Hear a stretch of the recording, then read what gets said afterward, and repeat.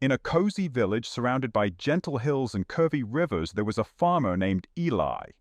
One cold winter night, sitting next to a warm fire, Eli's grandfather showed him an old farming book he had found while helping to clear a derelict ancient monastery. Have you noticed that the winter berries are much more plentiful than usual? I came across an ancient book which was recovered from the ruins of a local monastery.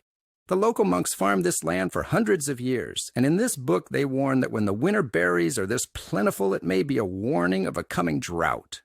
They say to watch out for unusual animal behavior in the spring. The book says that ground-dwelling animals like foxes and badgers dig much deeper holes than usual to find underground moisture, and birds build their nests much higher than usual to catch early morning dew.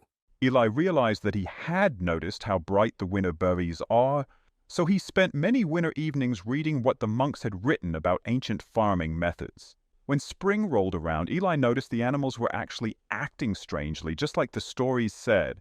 Foxes were digging deeper and birds were nesting higher.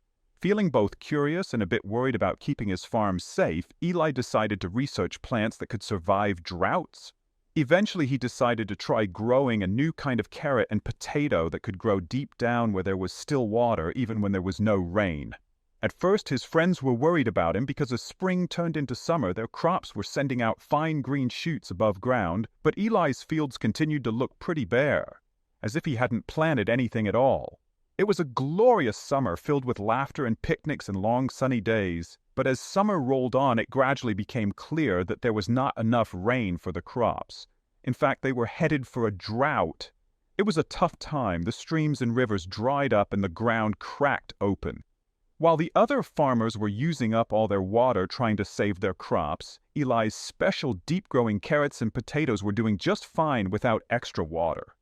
When it was time to pick the carrots and potatoes, they were the biggest and best the village had ever seen.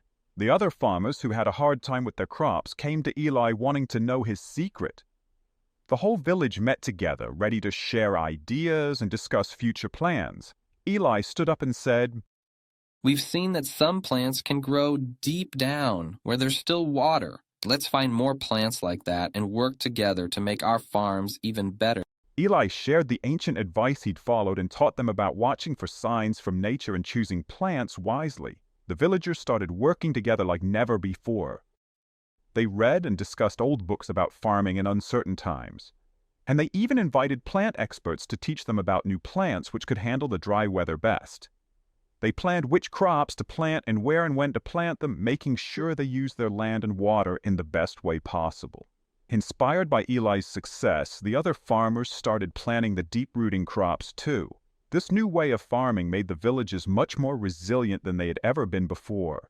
Eli's smart thinking, sparked by the old family stories, didn't just save his own farm, it changed how the whole village farmed for the better. They learned that sometimes the best way to deal with problems is to listen to the past and watch what nature is telling us. As time went on, the village turned into a place where farmers came from miles around to learn these new ways of planting. We really did it, Eli thought to himself, yet we used our challenges to make things better for everyone.